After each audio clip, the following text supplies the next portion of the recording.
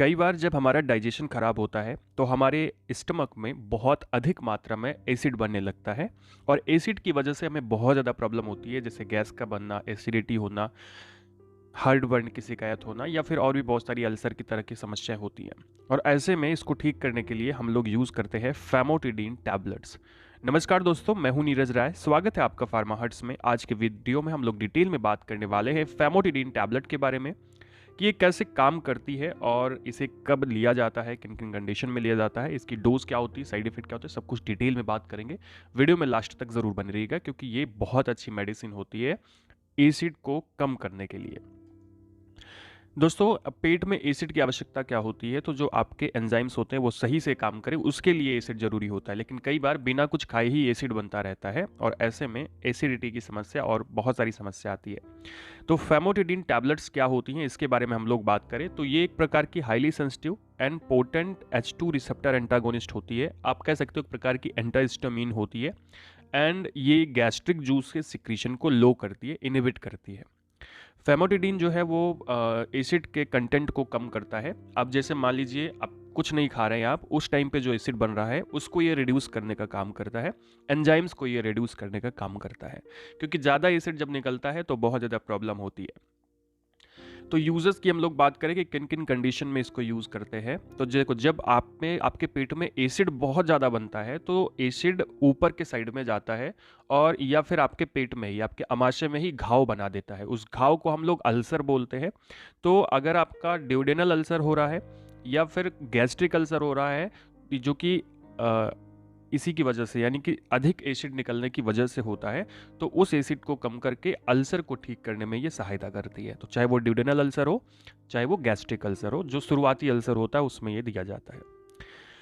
इसके अलावा gastroesophageal reflux disease में दिया जाता है। ये क्या प्रॉब्लम होती है, ध्यान से देखिएगा। जैसे मान लीजिए ये आपका स्टमक है, स्टमक में जो एसिड बनता है वो कई बार ऊपर के साइड में निकल आता है इसोफेगस में। तो ये यहाँ पे आपको बर्निंग सेंसेशन होता है, जिसको हार्ट बर्न की शिकायत हम लोग बोलते हैं, हृदय दाह बोलते हैं। क्योंकि एसिड ऊपर आ जाता है और यहाँ पे कोई प्रोटेक्टिव लेयर नहीं होती है, तो जिसकी वजह से यहाँ पे प्रॉब्लम आती है। उसको ठीक करने के लिए भी हम लोग इस टैबलेट को देते हैं। इससे भी आपका इसोफेगल अल्सर हो सकता है। इसके अलावा जोलिंगर एलिसन सिंड्रोम में हम लोग देते हैं, जिसमें एसिड अपर्याप्त मात्रा में बनता रहता है, बहुत अधिक मात्रा में बनता रहता है और वो ड्यूडेनल कैंसर या फिर गैस्ट्रिक कैंसर का रीजन हो सकता है। उसको भी ठीक करने के लिए हम लोग फैमोटिडीन टैबलेट्स यूज करते हैं। मार्केट में दोस्तों इसकी बहुत सारी ब्रांड आती है, जैसे ये फैमोनेक्स्ट के नाम से आता है, फैमोसिट के नाम से, फैमोटेक के नाम से आता है। तो कोई भी ब्रांड आप ले सकते हैं जो कि आपको इजीली मिल जाता है, या फिर आपको जो डॉक्टर रिकमेंड करते हैं आप वो ले सकते हैं। दोस्तों, इसके कुछ साइड इफेक्ट होते हैं, जैसे अगर आप इसे लंबे समय तक लेते हैं तो आपको हेडेक की समस्या हो सकती है, डिजी महसूस हो सकता है, कब्ज हो सकती है, कॉन्स्टिपेशन हो सकता है क्योंकि डाइजेशन थोड़ा सा डाउन हो जाता है। इसके अलावा डायरिया की शिकायत हो सकती है, नोजन वोमिटिंग की प्रॉब्लम आती है, एनोरेक्सिया यानी भूख ना लगना एक तरह से। वैसे तो एनोरेक्सिया जो होता है वो एक ऐसी कंडीशन होती है जिसमें इंसान खुद ही खाना नहीं खाता है और उसका वेट धीरे धीरे लूज होता जाता है, वेट धीरे धीरे कम होता जाता है। ठीक है, मतलब पेट के लिए बहुत ज़्यादा कॉन्शियस रहते हैं वो। तो ये सारी प्रॉब्लम हो सकती है जो कि साइड इफ़ेक्ट हो सकता है इसका। इसके अलावा कुछ प्रिकॉशंस पर आपको ध्यान देने चाहिए। जैसे आपको फैमोटिडीन तब यूज़ नहीं करनी है जब आप इसके प्रति हाइपर सेंसिटिव हो। इसके अलावा ऐसे पेशेंट जिनमें रीनल फेल्योर की प्रॉब्लम है या फिर कैंसर की कोई प्रॉब्लम है, तो उनको ये यूज़ नहीं की जाती, उनमें यूज़ नहीं की जाती है, उनके लिए थोड़ा सा प्रिकॉशंस बरती जाती है। पेडियाट्रिक्स यानी बच्चों में ये रिकमेंडेड नहीं होती है। प्रेगनेंसी के अंदर में आप तभी यूज़ कर सकते हैं जब बहुत ज़्यादा आवश्यक हो।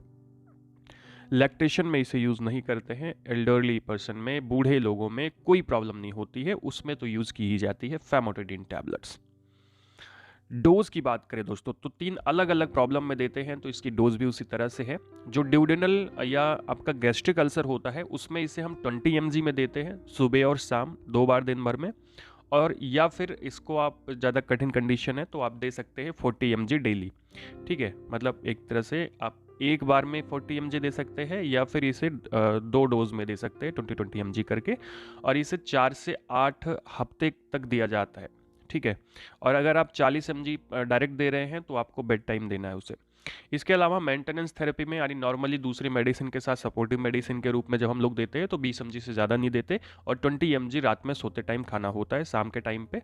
और ये 6 से 12 महीने तक भी चल सकती है मेडिसिन, ठीक है। बाकी आप अपने मन से यूज़ ना करें।